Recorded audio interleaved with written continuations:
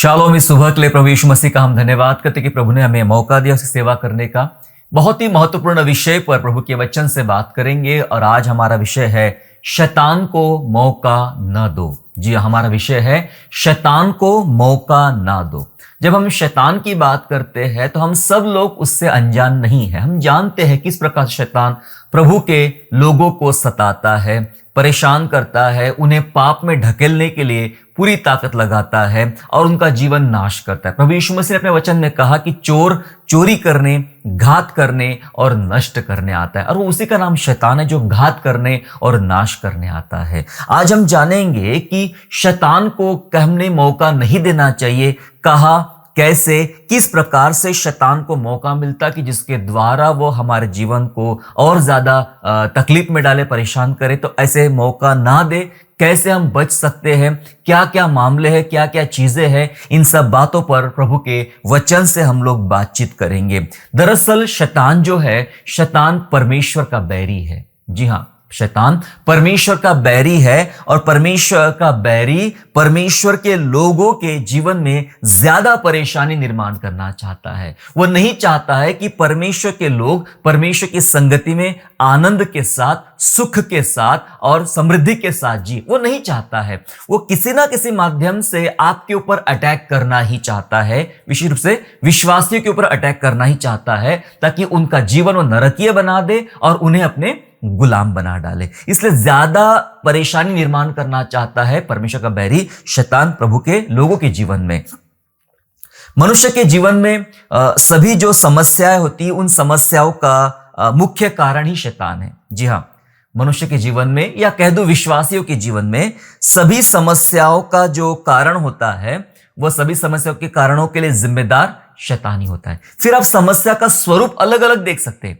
कभी कभी हम सोचते नहीं, ये ऐसा हुआ था इसलिए ऐसा हो गया। शायद अलग अलग बातों को हम जिम्मेदार ठहराते हैं। परिस्थिति ऐसी थी, मौसम ऐसा था, व्यक्ति ऐसा था, बात ऐसी थी। लेकिन कुल मिला के अगर एक शब्द में हम बताने के प्रयास करें, बताना चाहूं, तो सारी समस्याओं के पीछे जो जिम्मेदार व्यक्ति है वो है शैतान।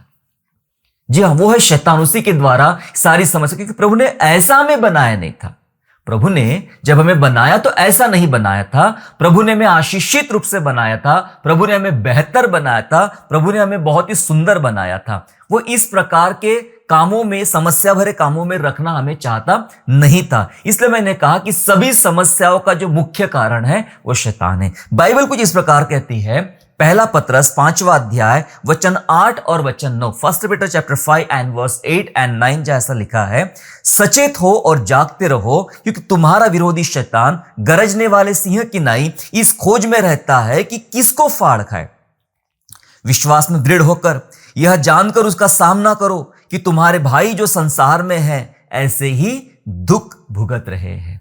वचन कह रहा है कि सचेत हो और जागते रहो। जी हां, शैतान के विषय में ऐसा लिखा गया है कि उसके बारे में तुम्हें सचेत रहना है, जागते रहना है, क्योंकि तुम्हारा जो शत्रु शैतान है वो गरजने वाले सिंह के समान खोजी बना हुआ है। क्या खोजे उसकी? कि किसको फाड़ खाए।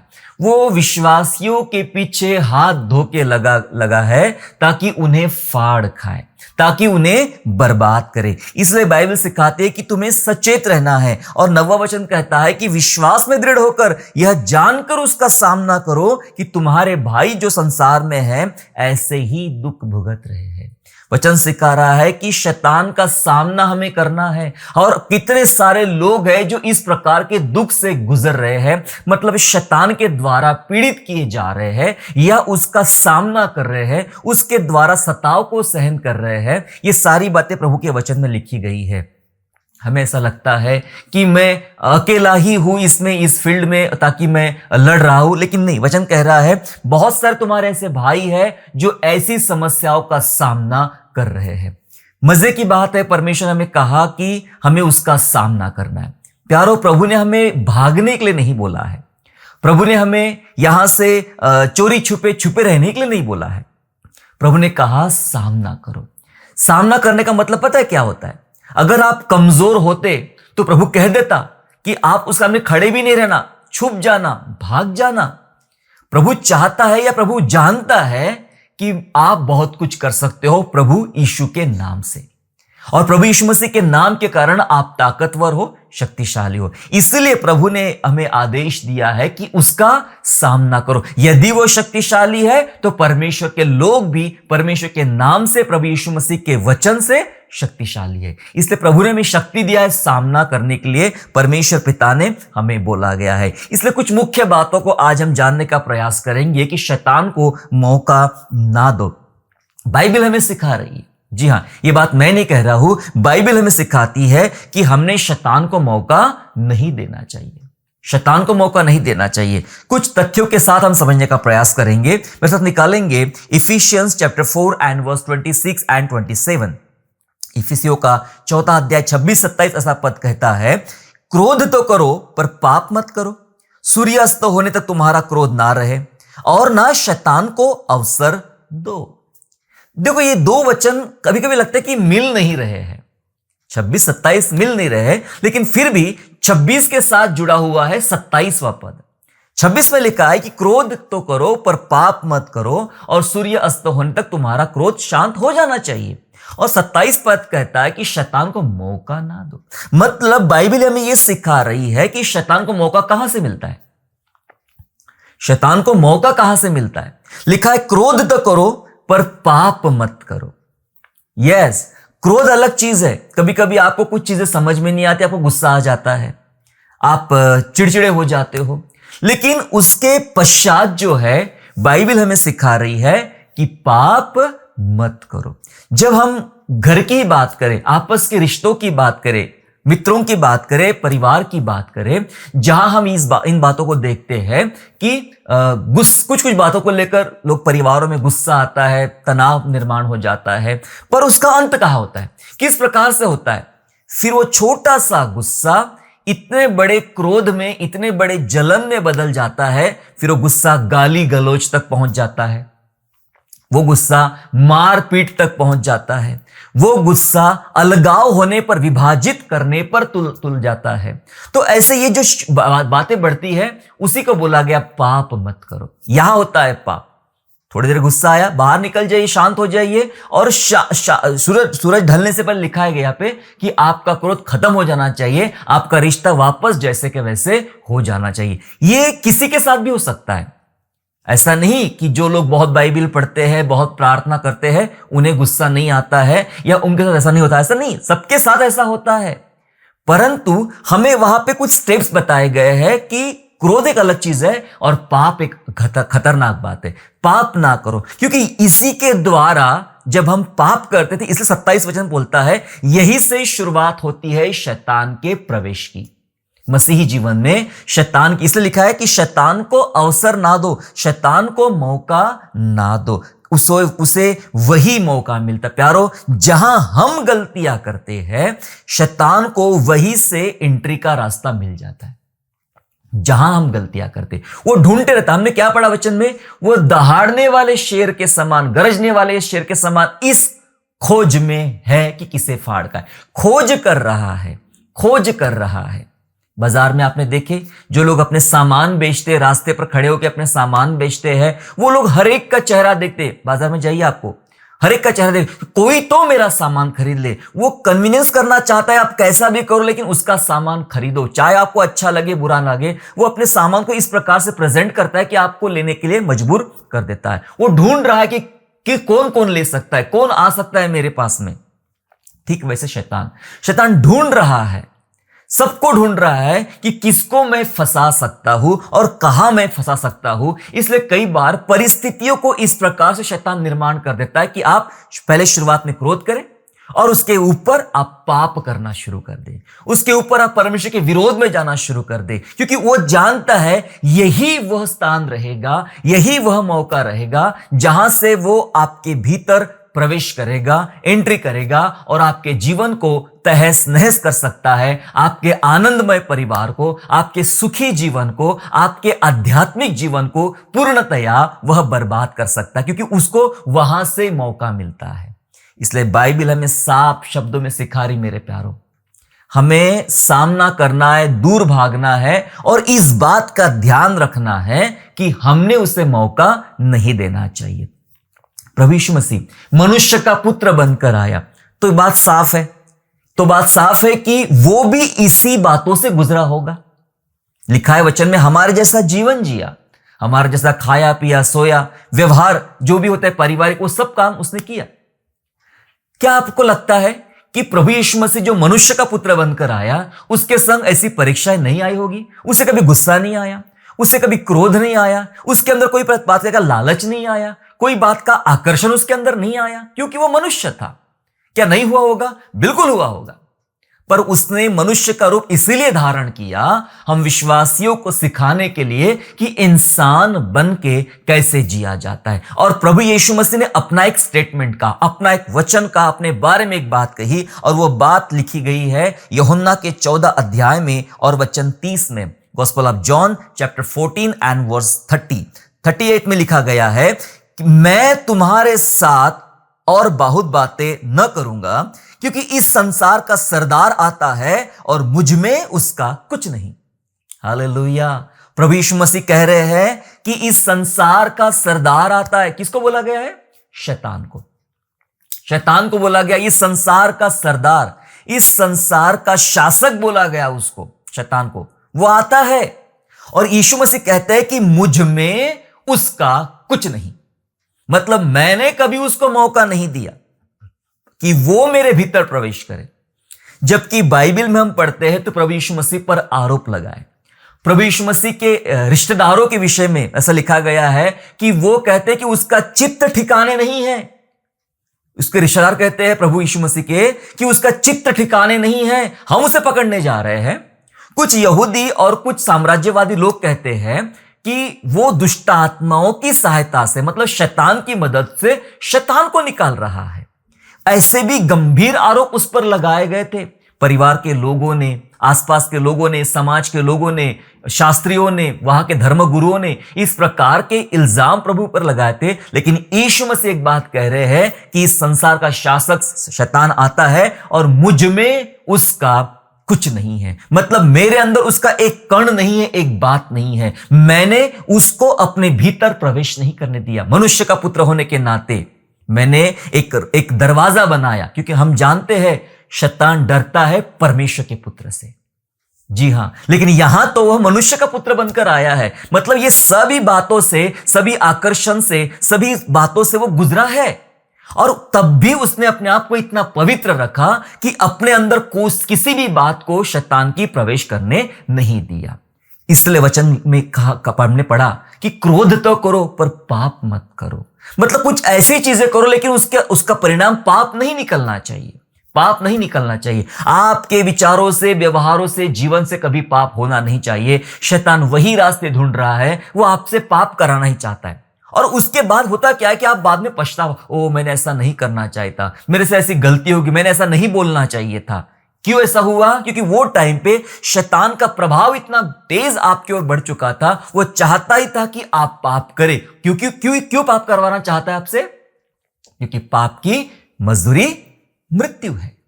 वो मृत्यु लाना चाहता है, वो आपको नाश करना चाहता है, वो अपने आपको गुलाम बनाना चाहता है। इसलिए ये सारी बातें वो करता है। और प्रभु यीशु मसीह कहते हैं कि मुझ में उसका कुछ नहीं है। मेरे प्यारो, प्रभु यीशु मसीह हमारे लिए सबसे अच्छा आदर्श है, जिसके द्वारा मनुष्य बन के जीना हम लोग सीख सकते हैं। कैसे अपनी परिस्थिति में, अपने जीवन में हमने उसको मौका नहीं देना चाहिए। ऐसी बहुत सारी महत्वपूर्ण बातें परमेश्वर का वचन आज हमें सिखा रहा है। आज कई परिवारों में ये प्रॉब्लम चल रही है, कई व्यक्तिगत जीवनों में ये प्रॉब्लम चल रही है। कैसे निकले उसमें से, उस पर हम बात करेंगे। किस प्रकार से रास्ते बनते शैतान के लिए, उस पर हम बात करेंगे। अगले पड़ाव पर हम चलते वचन के, ताकि हम सीखे कि किस प्रकार शैतान मनुष्य के जीवन में काम करता है, या फिर मौके का रास्ता ढूंढते रहता है, अवसर वह ढूंढते रहता है। कैसे शैतान का मौका मिलता है, इस बात को आइए हम जल्दी से सीखते हैं। जी, हम सीख रहे हैं कि कैसे विश्वासियों के जीवन में शैतान को मौका मिलता है, या फिर कैसे विश्वासियों के जीवन में शैतान को मौका दिया जाता है, कैसे मिलता है। इन बातों को हम लोग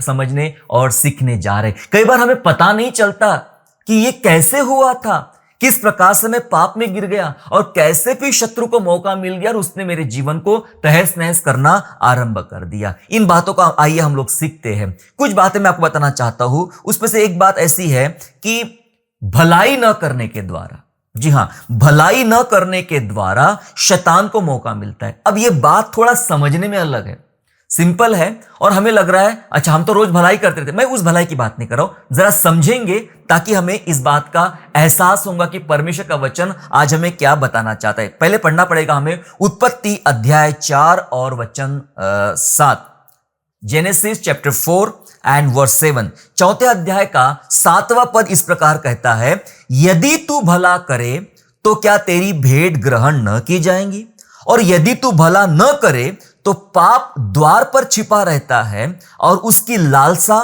तेरी ओर होगी और तू उस पर प्रभुता करेगा। अब ये वचन को साफ शब्दों में लिखा गया। दरअसल ये कैन हाबिल का जो मतलब कैन ने हाबिल का खून किया उसके बाद ये बात हो रही है। परमेश्वर बात कर रहा है, यदि तू भला न करे तो पाप दरवाजे पर छिपा रहता है। भला न करे, भला जो शब्द यहां पर इस्तेमाल किया गया है, दरअसल इसका जो रियल मीनिंग निकलता है वो है सही। सही मतलब यदि तू सही काम ना करे, सही व्यवहार ना करे, जो जरूरी है, जो न्यायबद्ध है, ऐसे न्यायी काम, सही काम तू ना करे तो पाप दरवाजे पर छिपा रहता है। सही, सही शब्द, भलाई का मतलब यहां पर जो यूज होता है वो होता है सही शब्द। सही, सही न करने के द्वारा, आप जो करते हो सही या राइट काम ना करने के द्वारा पाप दरवाजे पर छिपा ही रहता है। और जब आप जैसे ही आप सही नहीं करते हो तो उसकी लालसा लगातार आपके तरफ लगी, मतलब तू गलती कर, तू गलती कर, तू सही मत कर, तो और फिर वो उस प्रकार से तैयार हो जाता है और आपसे गलती हो जाती है क्योंकि आप सही नहीं करते हो और उसकी लालसा आपकी तरफ में हो जाती है, वो आपके द्वारा पाप को करता है। सो कई बार सही ना करने के द्वारा, मतलब भलाई ना करने के द्वारा शैतान को हमारे जीवनों में मौका मिलता है। मैं कई परिवारों को देखता हूं जिन परिवारों में लड़ाइयां चल रही है, तनाव चल रहा है, झगड़े चल रहे हैं। कई बार वो दिखाते हैं कि सब ठीक चल रहा है। आप जैसे उनके घर में प्रवेश करते हो तो माहौल इस प्रकार से तैयार किया जाता है कि सब बढ़िया है, सब अच्छा है। जैसे आप बाहर निकल जाते हो घर का माहौल अलग हो जाता है, वो अपने अस्तित्व में आ जाते हैं। क्या हो रहा है वहां पे? तनाव चल रहा है। फिर वो रिश्तों के भीतर हो, भाई भाई के बीच में हो, सास बहू के बीच में हो या अन्य रिश्तों के बीच में हो, तनाव चल रहा है, तनाव चल रहा है और परिवार में प्रॉब्लम चल रही है, झगड़े चल रहे हैं, मन मुटाव चल रहा है। और उसकी वजह है यहां से क्या हो रहा है कि पाप अधिकाई से बढ़ रहा है। मैं ये कहना चाहता हूं कि क्या हुआ ऐसा कि कई बार हमें फैमिली में जो जरूरी स्टेप होता है, जरूरी कहना होता है, जरूरी बात करनी होती है, जो सही होता है, कभी हम सही का पक्ष नहीं लेते, हम गलत का पक्ष लेते हैं। गलत हम डिसाइड करते हैं, सही और गलत हम ही डिसाइड करते हैं कि मैं सोचता हूं ये सही है, मैं सोचता हूं ये गलत है। कितने लोग हैं ऐसे जो सही गलत का फैसला करने से पहले बाइबिल को उठाते हैं, बाइबिल में ढूंढते हैं, बाइबिल को पूछते हैं और बाइबिल से सलाह लेकर सही और गलत का फैसला लेते हैं। कभी कभी हम परिस्थिति के आधार पे, अपने संस्कृति के आधार पे, पारिवारिक व्यवस्था के आधार पे हम डिसीजन लेते हैं कि ये जो करना होता है सही करना होता है। हमारे घर में बरसों से ऐसा ही चलता आ रहा, तो क्या जरूरी है वो सही हो रहा होगा? बरसों से चलता आ रहा है, बरसों से बहुत कुछ चल रहा है, लेकिन आपने उसको फॉलो नहीं किया। हम कहते हैं कि बरसों से ऐसा ही चलता आ रहा है, आगे भी ऐसा चले, क्या यह जरूरी है? किसने कहा? सोचो, क्या वो सही है या गलत है? कभी कभी हम इन्हीं बातों पर जो ध्यान नहीं देते हैं, इसलिए शैतान कहां रहता है? लिखा है वो दरवाजे पर छिपा रहता है। ऐसा लिखा है, दरवाजे पर छिपा। क्यों छिपा है? वेट कर रहा है, वेट कर रहा है कब आप गलती करें, कब आप भूल करें, कब आप सही ना करें, और तुरंत वहां पर अटैक करेगा। कैन ने बिल्कुल सही नहीं किया, इसलिए शैतान तो छुपा ही था, वो शुरुआत से ही था। वो कोशिश कर रहा था, प्रयत्न में था कि कब कैन गलती करेगा। और कैन के जैसे कैन ने गलती किया, कैन के गुस्सा आया, जलन आई और उसके द्वारा उसने एक ऐसा स्वरूप लिया जो पाप था, हत्या कर दिया। 10 आज्ञा में एक महान आज्ञा, बड़ी आज्ञा है हत्या ना करना, और उसने आज्ञा का उल्लंघन किया, हत्या किया, पाप किया। और यही तो चाहता था शैतान, इसलिए छुपा रहता है। कई परिवारों के दरवाजे पे शैतान छिपा हुआ है, कई रिश्तों के पीछे कोने में शैतान छिपा हुआ है, और वो अपेक्षा कर रहा है, कोशिश कर रहा है कि कब मौका मिले, मतलब आप सही ना करें, आप कुछ ऐसे तत्व दे या कुछ ऐसी बातों का हवाला दे कि भाई ये तो हमारे यहाँ बरसों चलता आ रहा है, ऐसे हमारी प्रथा है, ऐसा ये है वैसा है। भाई भाई में, रिश्तों में, रिश्तेदारों में, आप जहां जॉब करते वहां पे व्यवहार में बहुत सारी बातें ऐसी चलती चली आ रही है मेरे प्यारों, और वहां सही न होने की वजह से बस वही एंट्री होती है शैतान की। इन बातों का हमें ध्यान रखना है कि हम कहां सही करते हैं, कहां गलत करते हैं। सही न करने के द्वारा, भलाई न करने के द्वारा शैतान को मौका मिलता है। एक और उदाहरण में समझाना चाहता कि आपको यह बात और ज्यादा अच्छे से समझ में आ जाए। एक होती है हमारी सामाजिक व्यवस्था। सामाजिक व्यवस्था में ऐसा होता है कि हमें लगता है कि हम जो कर रहे हैं, हमारे यहां जो चल रहा है वो सब बातें सही है। मैं बात कर रहा हूं अय्यूब के उन 3 मित्रों के बारे में। 3 मित्र अय्यूब के पास आए, ये सोचकर आए कि उसे हम तसल्ली दे, उसे हम शांति दे। लेकिन जो कुछ उन्होंने चर्चा किया, जो उन्होंने व्यवहार किया, जो बातें उन्होंने किया, कई बार पढ़ने में हमें सही लगता है, लेकिन आपने कभी सोचा कि उनके अय्यूब के मित्र जो बातें करते हैं, उनकी बातें प्रभु के वचन के साथ मैच नहीं करती है। बहुत सारी बातें प्रभु के वचन के साथ, मतलब वो जो बात कहते कि ऐसा परमेश्वर ऐसा है और तूने ऐसा करना चाहिए था, मूसा की व्यवस्था ले लो या प्रेरितों के काम या प्रेरितों की शिक्षा ले लो, उनके साथ मैच नहीं करती है। मतलब वो ऐसी बातें कर रहे हैं जो बातें शायद सुनने में अच्छी लगे, लेकिन वचन के आधार पर नहीं है, वचन के अनुसार नहीं। उन्होंने सही बातें नहीं किया। इसलिए वचन में क्या लिखा गया है? अय्यूब के मित्रों के बारे में बाइबल बात कर रही है। निकालेंगे अय्यूब चैप्टर 42 एंड वर्स 7 एंड 8। अय्यूब का 42वां अध्याय 7 और 8 जहां लिखा है, और ऐसा हुआ कि जब यहोवा ये बातें अय्यूब से कह चुका, तब उसने तेमानी एलीपज से कहा, मेरा क्रोध तेरे और तेरे दोनों मित्र पर भड़का है, क्योंकि जैसी ठीक बात मेरे दास अय्यूब ने मेरे विषय कही है, वैसी तुम लोगों ने नहीं किया। इसलिए अब तुम 7 बैल और 7 मेढ़े छांट कर मेरे दास अय्यूब के पास जाकर अपने निमित्त होम बलि चढ़ाओ। तब मेरा दास अय्यूब तुम्हारे लिए प्रार्थना करेगा, क्योंकि उसी की मैं ग्रहण करूंगा, और नहीं तो मैं तुमसे तुम्हारी मूर्ता के योग्य बर्ताव करूंगा, क्योंकि तुम लोगों ने मेरे विषय मेरे दास अय्यूब की सी ठीक बात नहीं कही। हालेलुया। 2 बार बताया परमेश्वर ने 7वें 8वें पद में, किसको? एलीपज को, अर्थात अय्यूब के उन तीनों मित्रों को बताया कि तुम तीनों मिलके अय्यूब के जैसी सही बात, ठीक बात तुमने मेरे विषय में नहीं किया। समझ रहे आप? ये वो जगह है, ये वो बात है जहां से शैतान को प्रवेश मिलता है, शैतान को एंट्री मिल जाती है। विश्वासियों के जीवन में शैतान को कैसे मौका मिलता है? मैंने कहा सही ना करने की वजह से। यहां मित्रों को डांटा अय्यूब के परमेश्वर ने कि तुमने सही बात नहीं किया। जो बातें किया शायद सुनने में ठीक लगती, कई बार तो लगता है कि वो सही कह रहे हैं, लेकिन आपको जांचना है परमेश्वर के नियम के अनुसार, परमेश्वर के नियम के अनुसार। इसलिए मैंने कहा कि ये सामाजिक व्यवस्था जो बनी हुई है, कई बार ये भी हमें डिस्टर्ब करती है, ये बातें भी हमें परेशान करती है, और हमें ये जानना होता है कि यहां हम सही नहीं करते। कितनी दफा, कितनी बार अपने परिवारों में, कामों में, समाज में, देश में हम सही नहीं करते हैं, और तब भी हमें लगता है कि मैं सही हूं। जिनको ये समझ में लगता है ना कि मैं सही हूं, मैं गलत था ही नहीं कभी, मैं गलत हो सकता ही नहीं कभी, कह दूं आप ही दुनिया के सबसे बड़े गलत हो। जो कोई कहता है मैं गलत नहीं हूं, मेरे अंदर कोई कमी नहीं है, बस वही गलत आदमी है दुनिया का। जो ये मानता है मैं कमियों के साथ गुजर रहा हूं, सिर्फ परमेश्वर का अनुग्रह है जो मुझे चला रहा है, जो मुझे बचा रहा है। जो ये मानता ही नहीं, कभी कभी हमारा ऊंचा पद होना, बड़े व्यक्ति होना, परिवार का बड़ा होना, घर का बड़ा होना, अन्य बातों में बड़ा, ये सब चीजें इस प्रकार से तैयार करती है। एक सामाजिक व्यवस्था की बात कर रहा हूं मैं, जो हम गलतियां करते, सही काम नहीं करते। तो इसलिए वचन कहता है तुमने सही बात नहीं किया, इसलिए परमेश्वर का क्रोध उनके ऊपर में है, और शैतान को वहीं से मौका मिलता है। तो प्यारो, आप क्या करते हैं अपने व्यवहारिक जीवन में, जिसके बारे में आज हमको समझने की आवश्यकता है। और एक बात बताना चाहता हूं और जल्दी खत्म करना चाहता हूं कि शैतान को मौका ना दे, इस बात को हम सीख रहे। एक बात हमने सीखा कि भलाई न करने के द्वारा या फिर सही काम या सही बात न करने के द्वारा ही शैतान को प्रवेश मिल ही जाता है, और फिर उसके बाद चालू होता है उसका तांडव, उसकी परेशानियां। फिर वो कुछ भी हो, वो किसी भी लेवल तक, किसी भी हद तक गुजर सकता है, आपको हताश करने में, आपको परेशान करने में। मैंने इसलिए कह दिया शुरुआत में ही कि सारी समस्याओं के पीछे का जिम्मेदार होता है शैतान। जी हां, इसलिए हमें जानना है प्रभु का वचन हमें क्या बताता है। ये पहली बात बताया। फिर कहां मौका मिलता है? एक जगह ऐसी है जहां उसको मौका मिलता है, और वो होता है कमजोर चरित्र का व्यक्ति होना।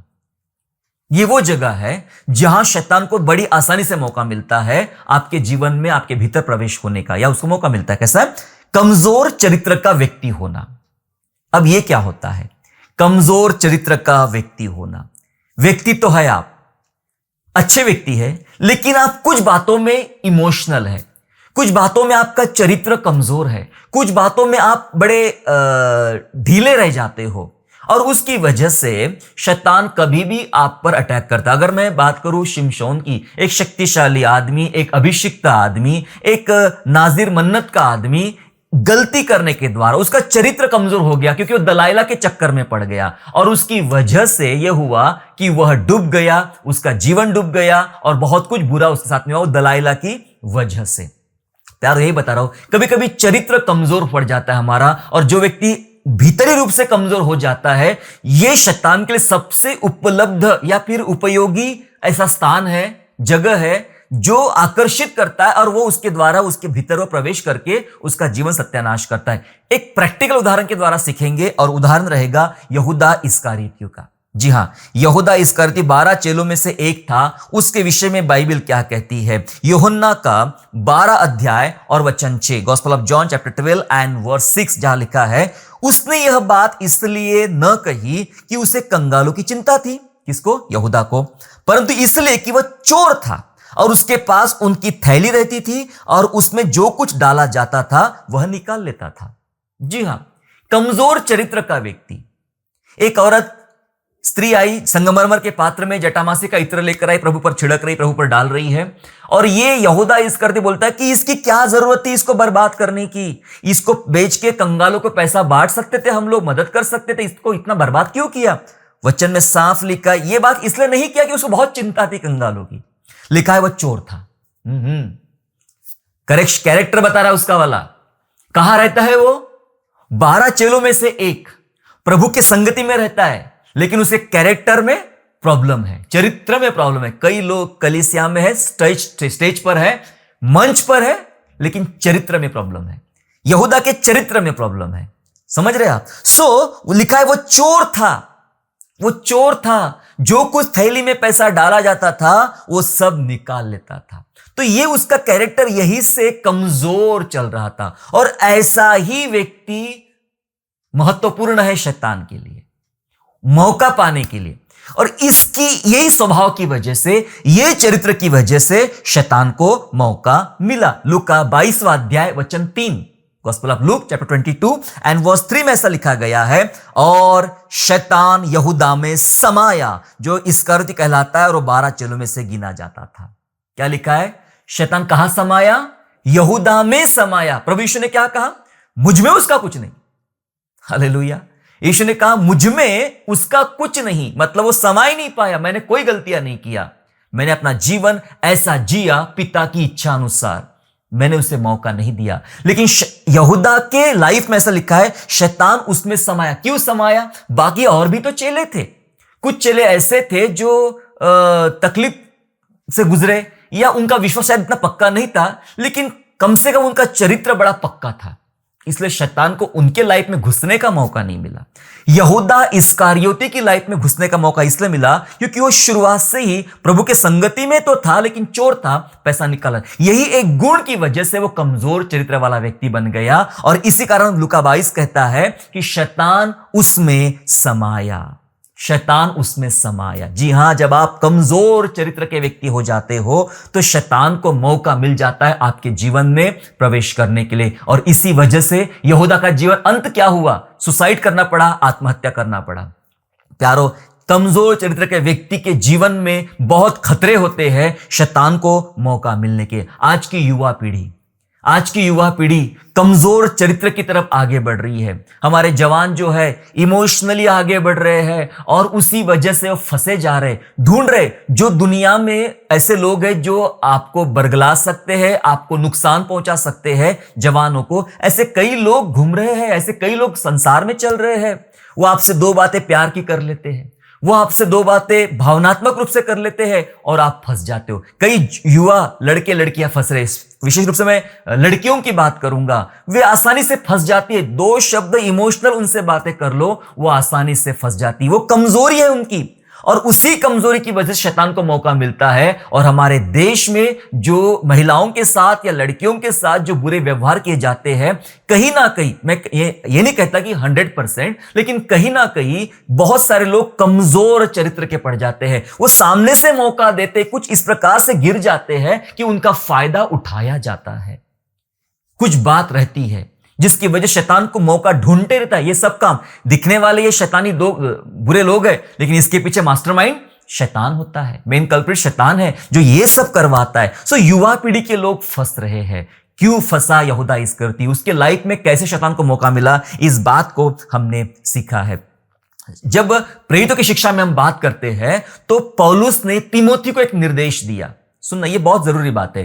पौलुस ने तिमोथी को एक निर्देश दिया कि कलीसिया के लिए काम करना है तो किस प्रकार से काम करना चाहिए। दरअसल ये विषय एक कंट्रोवर्शियल विषय है, कंट्रोवर्शियल सब्जेक्ट है ये, जिसके ऊपर चर्चा की जाती है, लेकिन फिर भी प्रभु का वचन है तो हमने बात करना चाहिए। हम पढ़ेंगे पहला तिमोथी उसका 5वां अध्याय वचन 11 से लेके 15 तक। First Timothy chapter 5 and verse 11 to verse 15 तक पढ़ेंगे हम लोग, जहां लिखा है, पर जवान विधवाओं के नाम न लिखना, क्योंकि जब वे मसीह का विरोध करके सुख विलास में पड़ जाती है तो ब्याह करना चाहती है और दोषी ठहरती है, क्योंकि उन्होंने अपने पहले विश्वास को छोड़ दिया है। और इसके साथ ही साथ वे घर घर फिरकर आलसी होना सीखती है, और केवल आलसी नहीं पर बकबक करती रहती है और औरों के काम में हाथ डालती है और अनुचित बातें बोलती है। इसलिए मैं यह चाहता हूं कि जवान विधवाएं ब्याह करें और बच्चे जने और घर बार संभाले और किसी विरोधी को बदनाम करने का अवसर ना दे, क्योंकि कई एक तो बहक कर शैतान के पीछे हो चुकी है। जी हां, यहां जो लिखा गया है जवान विधवाओं के बारे में, दरअसल ये उस समय की मंडली, उस समय के लोग जहां पे इस प्रकार की ज्यादा बातें चल रही थी, और इस प्रकार के लोगों को सचेत करने के लिए, इनसे बचने के लिए तिमुथियुस को कुछ निर्देश दिए गए थे पौलुस के द्वारा। जवान विधवाओं के बारे में बात दिया गया है, उनके काम बताए। इसको ज्यादा कंट्रोवर्शियल बनाने की आवश्यकता नहीं है हमें, पर इस समय इस कलीसिया में जो प्रॉब्लम था वो बताया गया कि ये महिलाएं क्या करती थी, ये घर घर जाके उनके काम बिगाड़ती थी, बकबक करती थी, अनुचित काम करती थी। और क्योंकि इनका जो कैरेक्टर है, चरित्र है, वो कमजोर पड़ रहा था, इसलिए 15 वचन में लिखा है कि कई एक तो बहक कर शैतान के पीछे भी हो चुकी है। लिखा है वचन में बहक कर, कई इसलिए बोला कि इनका नाम नहीं लिखना, लेकिन इनको एक सलाह दे कि भाई तुम शादी करो, बच्चे पैदा करो, गृहस्थ जीवन जियो, क्योंकि उनका तुम्हारा कैरेक्टर कमजोर पड़ गया, तुम कभी भी शैतान के हाथ में पड़ सकती हो। या लिखा है बहुत सारे तो शैतान के पीछे भी हो लिए। इसलिए मेरे प्यारो, बाइबल हमें सिखा रही कि जब कई बार हम कमजोर, कहीं ना कहीं कमजोर पड़ जाते हैं, वही एक ऐसा कमजोर दरवाजा है जहां से शैतान प्रवेश करे। जब चोर घर में किसी घर में प्रवेश करता है तो मजबूत दरवाजे से प्रवेश नहीं करता है, वो कमजोर दरवाजा या कमजोर खिड़की ढूंढता है जहां से वो प्रवेश करे घर के भीतर। आपके लाइफ का कमजोर हिस्सा कौन सा है जहां से शैतान आपके भीतर आने के लिए प्रयास कर रहा है, इसको आपको ढूंढने की ज्यादा आवश्यकता है। हमने मात्र 2 बातों पर समझने का प्रयास किया कि कैसे शैतान को मौका मिलता है। हमने सीखा कि भलाई न करने के द्वारा, मतलब सही न करने के द्वारा, सही काम या सही बात न करने के द्वारा ऑटोमेटिकली वो आ जाता है। और दूसरी बात हमने सीखा कि कमजोर चरित्र का व्यक्ति होना एक बहुत बड़ी परेशानी है, जिसके द्वारा ही शैतान को मौका मिल जाता है। आखिरी बात बता खत्म करना चाहता हूं, तो क्या करें ऐसे समय में, ऐसी परिस्थिति में क्या करें? मैं बताना चाहता हूं, केवल प्रभु यीशु मसीह हमें शैतान से बचा सकता है।